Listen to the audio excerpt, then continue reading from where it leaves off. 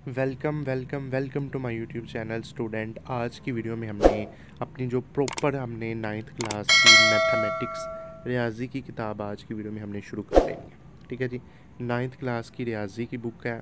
Lecture bye lecture इसके जी हमारे पास exercise deliver करता जाऊँगा। आपने वीडियो को लाइक करना है, चैनल को सब्सक्राइब करना है। ठीक है जी, अब आपने हमारे साथ जुड़ते रहना करना है। बिस्मिल्लाहिर्रहमानिर्रहीम। 9th क्लास की हमारे पास रियाजी की बुक है और देखिए जिसके 13 चैप्टर हैं टोटल। और इसका पहला चैप्टर आज की वीडियो में हम शुरू करेंगे, उसका तारुफ और उसकी 1.1 एक्सरसाइज। तो हकीकी अदाद का पहला चैप्टर है हकीकी अदाद। और वीडियो को शुरू करने पहले फिर मैं कह रहा हूँ कि चैनल को आपने सब्सक्राइब करना लाजमी, जो बच्चे नए आ रहे हैं। हकीकी अदाद होते हैं रियल नंबर्स। अब रियल नंबर और हकीकी अदाद क्या होते हैं, इनको क्या कहते हैं? हकीकी अदाद का तारुफ देखिए, इंट्रोडक्शन देखिए। आज से कुछ पहले 1900 साल पहले या 4500 साल पहले जो हमारे पास थे ना नंबरों को, वो जो है ना एक ख़ास सिंबल से ज़ाहिर किया जाता था। एक ख़ास सिंबल होता था और उससे इस नंबर को ज़ाहिर किया जाता था। ठीक है जी, आज से कुछ कितने ही साल पहले। ठीक है जी, और ये देखें नंबर वो हैं। 1 को आपने इस तरह कर लिया, ऊपर से इस तरह करके, इस तरह जी, या आपने इन नंबर को 10 को इस तरह कर दिया। यानी कि इन नंबर की हमारे पास थी हकीकी अदाद। आज से जो पहले थे ना, वो इस तरह ज़ाहिर किए जाते थे इन सिंबल्स की मदद से। ठीक है जी, और उसके बाद ठीक है जी, ये आया 1 को इस तरह ज़ाहिर करते थे, 10 को इस तरह, 100 को इस तरह। ठीक है जी, इस तरह ये देखें, ये डड्डू की भी शक्ल, मेंढक की भी शक्ल बनाई हुई है। ठीक है, ये इस तरह बनाई हुई है। तो आज से कुछ साल पहले हमारे पास कबल मसीह और इनको जी नंबरों को इस तरह हम रिप्रेजेंट करते थे। फिर आहिस्ता आहिस्ता जब जब हमारे पास तरक्की होती गई, फिर पहले हमारे पास रोमन अदाद का निज़ाम इस्तेमाल किया जाता था। रोमन गिनती आपने पढ़ी हुई है ना, रोमन गिनती। और उसके बाद फिर हमारे पास हिंदुस्तानी की ईस्वी था जिसने सिफ़र का तस्वर पेश किया था। फिर सिफ़र हमारे पास आया, फिर गिनती आ गई 0 से लेकर 9 तक। ठीक है जी, इस्लामी दुनिया का रियाजीदान था और ये हमारे पास है। ठीक है जी, और मोहम्मद इब्ने मूसा अल कलीम। ठीक है जी, और इसने जी हमारे पास 0 से लेकर 9 तक जो गिनती है वो इंट्रोड्यूस करवाई थी। इस तरह आहिस्ता आहिस्ता हमारे पास ये ना 2 का निज़ाम आ गया, 16 का निज़ाम आ गया, जदीद निज़ाम आ गया, गिनती आ गई। तो आहिस्ता आहिस्ता जो हमारे पास है ना वो अदाद आती है। ओके जी, अब हमने पढ़ना है नातक और गैर नातक अदाद। नातक और गैर नातक अदाद कौन से होते हैं? क्योंकि नातक अदाद वो होते हैं जिन्हें पी बाई क्यू की फॉर्म में लिखा जाता है। पी बाई क्यू यानी कि नोमिनेटर और डिनोमिनेटर बटे की फॉर्म में लिखा जाता हो, इसे हम कहते हैं कि वो नातक अदाद है। और जिसे पी बाई क्यू की फॉर्म में नहीं ना लिखा जाता, उसे कहते हैं कि वो गैर नातक अदाद है। ठीक है जी, रैशनल एंड इनरैशनल नंबर। ठीक है जी, आपने पढ़ा होगा ना, कोई चीज़ अंडर रूट में नीचे आ जाती है तो उसको रैशनलाइज करें तो वो नातक होती है, उसे गैर नातक होती है, उसे नातक बनाना होता है। ठीक है जी, बात समझ आ गई। हकीकी अदाद दो तरह के होते हैं, कि नातक होते हैं, गैर नातक होते हैं। अब नातक भी दो तरह के होते हैं, मुंतखब कसीर शारिया और गैर मुंतखब और मतवाली कसीर शारिया। ठीक है जी, और गैर नातक अदाद भी इस तरह होते हैं। अब मुंतखब कसूर शारिया क्या होते हैं? जिन्हें पी बाई क्यू की फॉर्म में लिखा जाता है और उनके जो शारिया के बाद जो हमारे पास हिंसे हैं वो मुतनाई होते हैं। मुतनाई का मतलब क्या होते हैं? उनकी हद होती है। अगर 4 को 5 पर डिवाइड करेंगे ना तो वो 0.8 आ जाएगा, यानी कि इसकी हद है 0.8 ही है। तो 1 को 4 पर डिवाइड करेंगे ना तो 0.25 ही आएगा। ठीक है ना, इस तरह भी वो 25 ही आएगा। तो हमारे पास जिसकी कोई हद हो ना, उसे मुंतखब कसूर शारिया हमारे पास कहते हैं डेसिमल नंबर। अब जिसकी कोई हद ना हो, लामुतनाई हो, अगर आप 1/3 करें तो वो बार बार वही आता जाएगा। ठीक है जी, 0.3333 इस तरह ही आता जाएगा, 0.444 इस तरह ही आता जाएगा। तो वो लामुतना ही तादाद हो जाती है और इसे मुतवाली कसूर शारिया भी कहते हैं। ठीक है जी, कसूर शारिया। ओके जी, बात समझ आ गई। ये नातक और गैर नातक आ गई और उसकी जो मैंने आगे मुंतखब और गैर मुंतखब और रियल नंबर बता दिए। ओके जी, अब रियल नंबर्स हमारे पास क्या होते हैं? रियल नंबर फिर भी हकीकी अदाद बता दूं कि जितने भी हमारे पास दुनिया में जितने भी नंबर हैं, या तो वो पॉजिटिव हों या वो नेगेटिव हो, वो रियल नंबर है। सिवाय जो अंडर रूट के अंदर जो माइनस वाला आ जाए, अंडर रूट के अंदर आ जाए, तो वो रियल नंबर नहीं होता, वो इमेजिनरी नंबर हो जाता है। यानी कि अयोटा जिसमें आ जाए, तो अयोटा वाला रियल नंबर नहीं होता। अयोटा के अलावा जितने भी है वो सारे हमारे पास रियल नंबर्स होते हैं। ये मैंने आपको बता दिया। ओके जी, अब हमारे पास कुछ हकीकी अदाद की जमी खसूसियत है, additive properties of real number. Real number की एडिटिव प्रॉपर्टीज़ है। ठीक है जी, अगर दो नंबर आपस में प्लस हो रहे हो ना, उसे कहते हैं खासियत बंदश। क्या कहते हैं? खासियत बंदिश। अगर दो चीज़ें प्लस हो रही हों तो लेफ़्ट और राइट बराबर हो रहे हों, A+B और B+A, तो इसे कहते हैं खासियत मुबादला। ठीक है ना। अगर दो ही चीज़ें आपस में प्लस हो रही हैं ना, तो उसे कहते हैं खासियत बंदिश। अगर दो चीज़ें ऐसे प्लस हो रही हैं कि लेफ़्ट और राइट बराबर आ रही हो, तो इसे हम कहते हैं कि वो खासियत मुबादला है। अब 3 नंबर आ जाए, 3 नंबर प्लस हो रहे हों तो दोनों का आंसर हमारे पास इक्वल है। ये देखें ना, अगर 3 और 5 को करें 8 8 और 10, अगर 2 और 5 को पहले कर लें 5 5 10, तो दोनों हमारे पास आंसर सेम आ जाए। इसे खासियत तलाज़म कहते हैं कि 3 उसमें नंबर्स आ जाते हैं। ठीक है जी। अब 2 नंबर ऐसे प्लस कर रहे हो जिनमें हम ज़ीरो का ऐड कर लें और आंसर उनका वही आए, ज़ीरो के ऐड करने माइनस करने से आंसर वही आए, उसे कहते हैं जमी ज़ाती आंसर।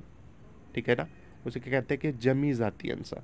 और दो चीज़ों को ऐसे हम मल्टीप्लाई प्लस करें कि एक के अंदर माइनस आ रहा हो इस तरह, तो उसे हम कहते हैं कि जमी मकूस है ये। ठीक है जी, जमी मकूस है। ये आपके पास additive properties of real number थी। अब multiple properties of multiplicative properties of real number है। अगर दो चीज़ें मल्टीप्लाई हो रही हों वो ये खासियत बंदिश, दो चीज़ें ऐसे मल्टीप्लाई हो रही हों दोनों का आंसर सेम है, खासियत मुबादला। फिर 3 चीज़ें आ जाएँ, खासियत तलाज़म। ठीक है जी। और अगर हमारे पास एक नंबर के साथ अगर 1 को मल्टीप्लाई कर दे तो ज़रबी ज़ाती आंसर आ जाता है। और ज़रबी मकूस यानी कि वो ओवर की फॉर्म में आ जाए, वो ज़रबी मकूस है। ओके जी, ये हमारे पास multiplicative properties of real number है। ओके जी, समझ आ गई। ठीक है जी। अब ये हमारे पास हकीकी अदाद की बराबरी की खासियत है। ठीक है जी, ये बराबरी की खासियत ये रहने दें, ये जब हम क्वेश्चन में करेंगे ना तो वो आपको फिर मैं बताऊँगा। ठीक है जी, क्वेश्चन में जब इसको हम करें जो रियल नंबर, उसकी 1.1 एक्सरसाइज आज की वीडियो में हम शुरू कर रहे हैं। इसका मैंने ओवरव्यू पीछे आपको दे दिया हुआ है। अब सबसे पहले हमारे पास नंबर आ चुके हैं, तो आपने इनको बताना है कि ये नातक है या गैर नातक है। ठीक है जी, नातक अदाद है या कि ये गैर नातक अदाद है, तो हमने इनको बताना है। तो सबसे पहला जो हमारे पास नंबर है वो देखिए 2.355335, तो ये हमारे पास एक नातक अदद है। ठीक है जी, ये मुतवाली कसीर अशारिया है या कि मुतनाही है। ठीक है ना, गैर मुंतखब है, यानी कि ये इसकी मुतनाही आ रही है, तो वो हमारे पास नातक अदद है। 0.6 है, ये भी एक नातक अदद है। और 2.2360667 चलता जा रहा है, ये गैर नातक अदद है क्योंकि ये गैर मतवाली कसीर अशारिया है, गैर मुंतखब है, ये आगे चलता जा रहा है। ठीक है जी, ये लामुतनाही है, तो ये गैर नातक है। अंडर रूट में जो भी चीज़ है वो गैर नातक है। ई भी है, ई की पावर भी हमारे पास ई है, तो ई का मतलब भी हमारे पास लामुतनाही होता है, इन्फिनिटी चीज़ होती है, तो ये भी एक गैर नातक है। और पाई है, पाई की वैल्यू भी चलती जा रही है 3.141596253, तो ये भी एक गैर नातक अदद है। ठीक है जी, बात समझ आ गई।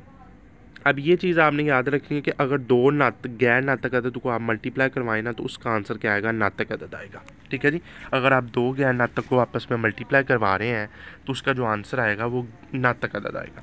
ठीक है जी, समझ आ गई। अब 5+√11 है, तो अंडर रूट वाली चीज़ गैर नातक है, ये भी गैर नातक है, नीचे वाली भी। उसके बाद 16/15/4 है, P/Q की फॉर्म है, तो ये नातक अदद है। ठीक है जी। अब ये देखें, वही मैंने बता दिया कि दो गैर नातक को अगर आप मल्टीप्लाई करवाएं तो आंसर उसका नातक आएगा। अंडर रूट 2 हमारे पास ये जी क्वेश्चन 1 आपका हल हो गया। क्वेश्चन 2 आपने नहीं करना क्योंकि ये नंबर लाइन है, नंबर लाइन पेपर में कभी आज तक नहीं आई, तो ये क्वेश्चन 2 आप रहने दें, ये क्वेश्चन नंबर 2 छोड़ दें। ठीक है, अब क्वेश्चन नंबर 2 है था, हाँ 3 था। अब ये क्वेश्चन नंबर 3 है। क्वेश्चन नंबर 3 में अब आपने क्या करना है, वो कहता है कि दर्ज हाल को नातक अदर P/Q की शक्ल में ज़ाहिर करें जबकि P और Q सही अदाद हैं, Q equal not to zero. यानी कि ये देखें ना, P/Q है, तो अगर बटे में ज़ीरो आ जाए ना तो वो इन्फिनिटी चीज़ बन जाती है, ज़ीरो कर देता है। अब वो आपने उसको x की वैल्यू दे दी हुई है 0.444। अब आपने दोनों तरफ इधर भी 10 से मल्टीप्लाई करवाना है, इधर भी 10 से मल्टीप्लाई करवाना है, दोनों तरफ 10 से मल्टीप्लाई करवाएंगे। ओके जी, मल्टीप्लाई करवा दिया आपने। यहाँ से जो x है वो यहाँ की माइनस का हो जाएगा, तो 9x हो जाएगा, यहाँ 4 हो जाएगा, तो x की वैल्यू क्या आएगी, 4/9 आ जाएगी। तो इस तरह जी आपने इसे क्या करना है। ठीक है जी, अब ये देखिए, इसको भी आप 100 के साथ मल्टीप्लाई करवा दें, 100 के साथ करवाएंगे तो 99 बन जाएगा, तो 37/99, तो आपने P/Q की फॉर्म में करना है। तो ये भी सेम उसी तरह के क्वेश्चन है। ठीक है जी, तो ये आपने क्वेश्चन अच्छे तरीके से कर लेने हैं। क्वेश्चन नंबर 4 है, आपने इसमें खासियत बतानी है। ठीक है जी, अब ये देखें, मैंने बताया था कि अगर आपके पास 3 चीज़ें प्लस हो रही हों तो वो कौन सी होती है, खासियत तलाज़म, जमी के हिसाब से। दो चीज़ें हैं आपस में एक दूसरे से प्लस हो रही हैं, लेफ़्ट राइट बराबर हो तो खासियत मुबादला होता है। अगर दो चीज़ें आपस में माइनस हो रही हो तो जमी मकूस की खासियत होती है माइनस। ठीक है जी। अब देखें a into b plus c, a b plus c, कौन सी खासियत है? बाईं तकसीमी, लेफ़्ट डिस्ट्रीब्यूटेड प्रॉपर्टीज़। ठीक है जी, ये लेफ़्ट डिस्ट्रीब्यूटेड प्रॉपर्टी है। अब ठीक है जी, अब एक नंबर है उसमें आप प्लस कर दे 0 तो वो जमी ज़ाती आंसर आ जाता है, जमी ज़ाती आंसर। ठीक है जी, और अगर 1 मल्टीप्लाई करें तो वो ज़रबी ज़ाती आंसर है। अब ये देखें, अब आप तीन चीज़ें मल्टीप्लाई हो रही हैं तो खासियत तलाज़म ज़रब के हिसाब से। अब ये देखें, दो चीज़ें मल्टीप्लाई हो रही हैं तो खासियत मुबादला ज़रब के हिसाब से। ओके जी, ये चीज़ आपके पास होगी क्लियर। अब आपके पास नीचे आपके बताना है कि दर्ज ज़ाइल में इस्तेमाल होने वाली खासियत लिखनी है आपने खासियत लिखनी है। कौन सी खासियत है? जमी खासियत है, दो चीज़ें जमी हो रही हैं। ठीक है जी, अब नीचे वाली देखें मकूस में आ जाती है। ठीक है जी, ओवर में आ गया, मकूस है। नीचे वाली भी जमी जाती है, जमी खासियत है। नीचे वाली गैर मसावातों की ज़रबी खासियत है। ठीक है जी, ये भी नीचे वाला भी इसी तरह ही है। ओके जी, अब नीचे वाला आपने क्या करना है कि इन अदाद के दरमियान दो नातक अदाद लिखने हैं। यानी कि आपको ये दो चीज़ें दे दी हुई हैं, इनके दरमियान एक नातक अदाद निकालना है। तो आपने इसका जी हमारे पास औसत मालूम कर लेनी है पहले, इन चीज़ों की औसत। औसत क्या मालूम करते हैं कि दोनों चीज़ों को आपने ऊपर करना है प्लस और नीचे कर देना है 2 से डिवाइड। ठीक है जी, दो चीज़ों को। अब ऊपर देख के प्लस करेंगे तो वो 4/3/12 और वो कितना बनेगा 7, 7/12 और ये मल्टीप्लाई 1/2 और 12×2 = 24 हो गया 7/24। इन दोनों के दरमियान एक नातक अदद है 7/24। ओके जी, इसी तरह इनका किया। ठीक है जी, अगर अब ये देखें दूसरे का किया तो दूसरे का तीनों 4 हैं तो तीनों 4 को अगर आप मल्टीप्लाई करें और 2 पर डिवाइड करें तो 7/2 है तो 7/2 इनके दरमियान हमारे पास एक नातक अदद है। इस तरह इनको करेंगे तो वो हमारे पास 7/10 है। तो इस तरह जी हमारे पास इसकी जो 1.1 एक्सरसाइज है और इसका जो हमारे पास मैंने आपको ओवरव्यू दे दिया वो ख़त्म हो चुकी है हमारी एक्सरसाइज। इंशाल्लाह अगली वीडियो में हम इसकी 1.2 एक्सरसाइज स्पेशल बोर्ड पर करेंगे। ठीक है जी, और वहाँ मैं अभी खुद भी आऊँगा, बोर्ड पर करवाऊँगा आपको। और ये आपको, मुझे उम्मीद है कि आपको ये समझ आ गई होगी। मैंने आपको सारी बता दी हैं। पहले मैंने आपको नातक क्या नातक बताया, फिर आपको उसकी खासियतें बताई। ठीक है जी, और फिर मैंने एक्सरसाइज करवाई क्वेश्चन। तो इंशाल्लाह अगली वीडियो में आपसे मुलाकात करेंगे। अल्लाह हाफिज़।